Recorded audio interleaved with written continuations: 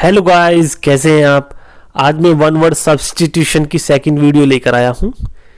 यह वीडियो पहली वीडियो की तरह ही बहुत ज़्यादा खास है।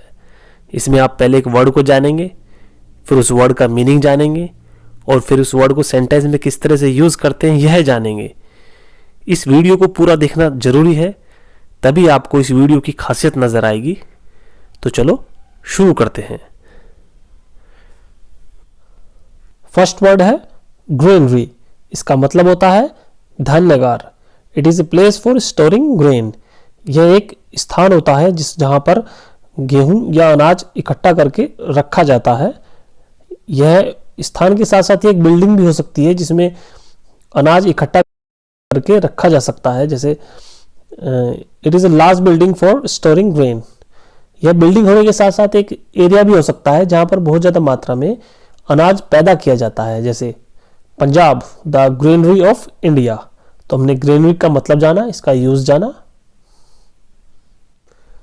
नेक्स्ट वर्ड है kennel. It is a place where people can leave their dogs to be taken care of when they go on holiday. तो यह एक स्थान होता है, एक जगह होती है जहाँ पर लोग बाग अपना कुत्ता छोड़ के जाते हैं, जहाँ पर जब उन्हें कहीं बाहर जाना होता है या छुट्टियों पे जाना होता है। It is house of shelter for a dog, a small shelter for a dog to sleep in. Sentence के रूप में इसको देख लेते हैं किस तरह से यूज करते हैं। We put the dog in kennels when we go away.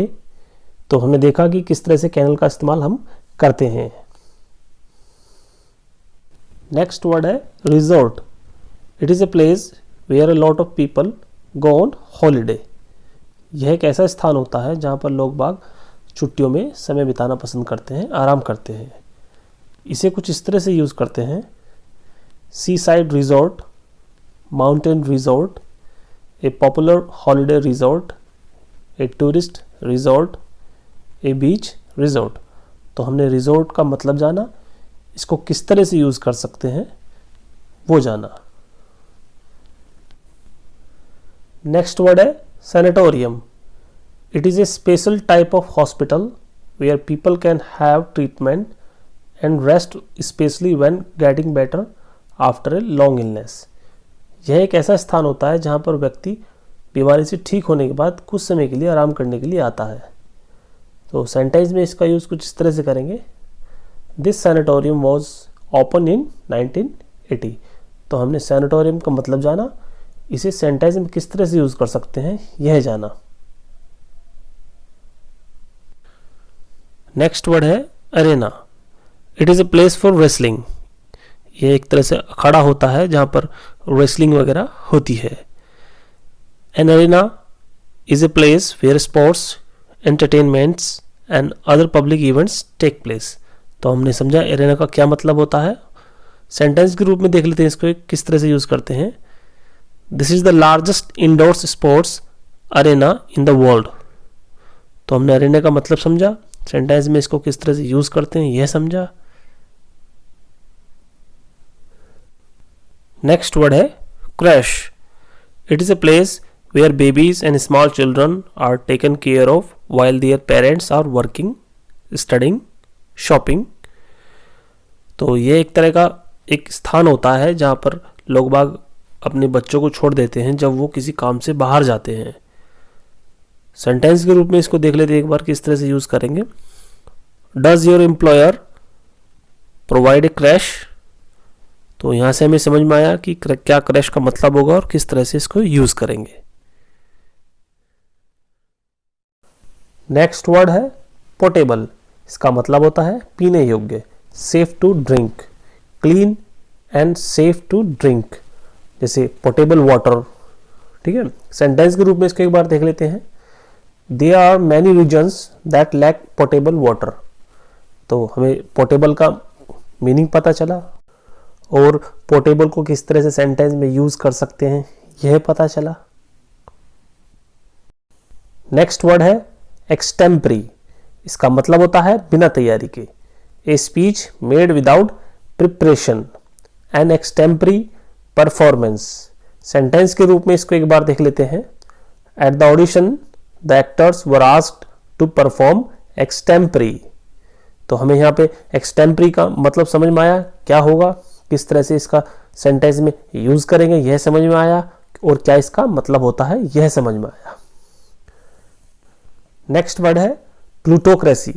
It is A system of government in which the richest people in a country rule और हैव पावर। तो यहाँ से हमें समझ में आया कि प्लूटोक्रेसी का क्या मतलब होता है। यह किसी भी देश में जो अमीर लोग हैं उनका शासन कहलाता है, government by the rich. Sentence के रूप में इसको एक बार देख लेते हैं। It is time to put an end to plutocracy. तो यहाँ से हमें प्लूटोक्रेसी का मतलब समझ में आया, सेंटेंस में इसको किस तरह से यूज करेंगे यह समझ में आया। नेक्स्ट वर्ड है एपिक्योर। इसका मतलब होता है ऐसा व्यक्ति जो बहुत ज्यादा खाने पीने का शौकीन हो।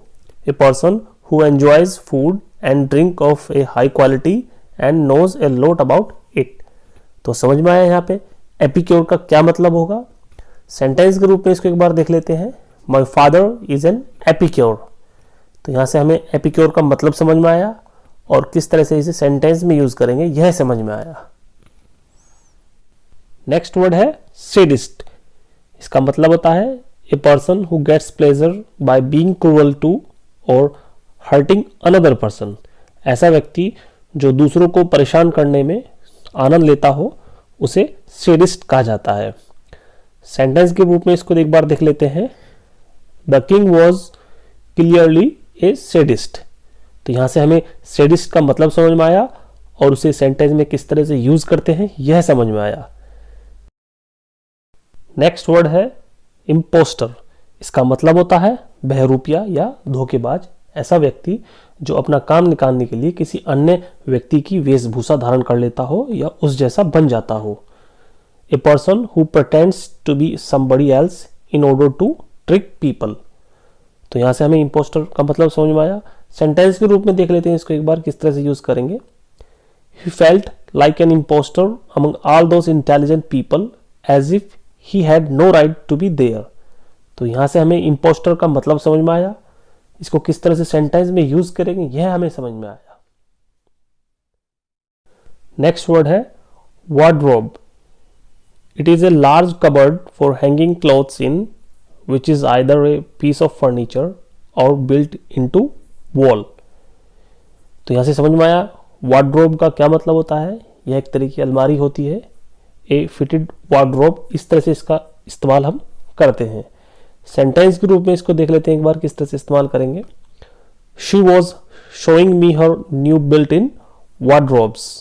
तो यहां से हमें वार्डरोब का मतलब समझ में आया कि किसका मतलब क्या होगा, और इसको किस तरह से सेंटेंस में हम यूज करेंगे हमें यह समझ में आया।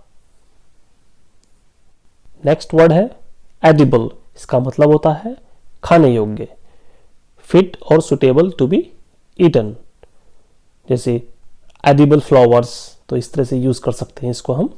कोई भी चीज खाने योग्य हो उसके लिए हम एडिबल का इस्तेमाल करते हैं। सेंटेंस के रूप में इसको किस तरह से यूज करेंगे एक बार देख लेते हैं। The food at the hotel was बेयरली edible. तो इस तरह से इस्तेमाल करेंगे।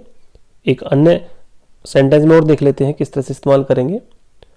Only the leaves of the plant are edible.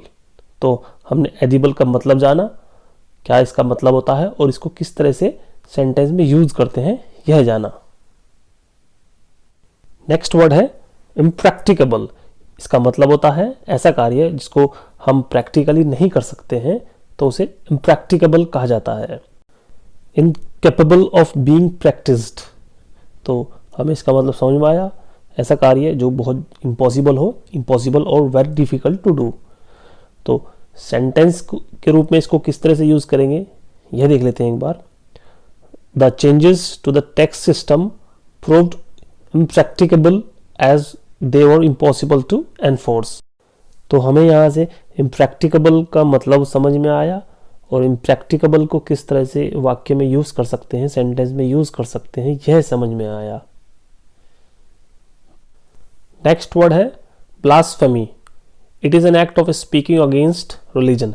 कुछ भी धर्म के खिलाफ बोलना blasphemy कहलाता है। समथिंग दैट यू से और do that shows you do not respect God और ए रिलीजन। तो हमने समझा ब्लास्फेमी का क्या मतलब होता है, धर्म के खिलाफ कुछ भी गलत बोलना। सेंटेंस के रूप में इसको देख लेते हैं एक बार। Madonna fans think that any criticism of her is blasphemy. तो हमने यहाँ से ब्लास्फेमी का मतलब जाना, सेंटेंस में इसको किस तरह से इस्तेमाल करेंगे यह जाना।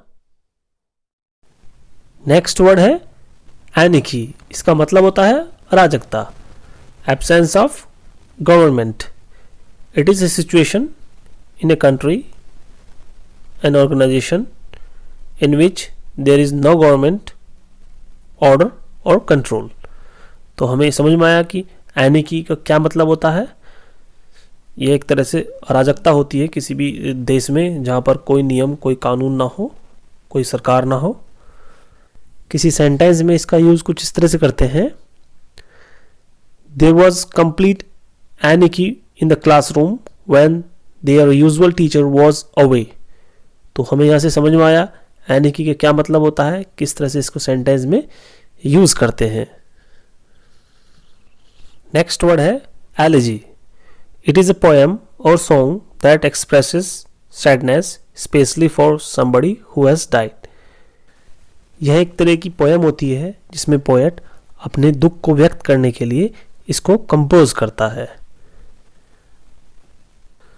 नेक्स्ट वर्ड है celibacy. It is A state of abstention from marriage. इसे ब्रह्मचार्य कहते हैं। इसको कुछ इस तरह से यूज करते हैं, ए वाव ऑफ सेलिबेसी।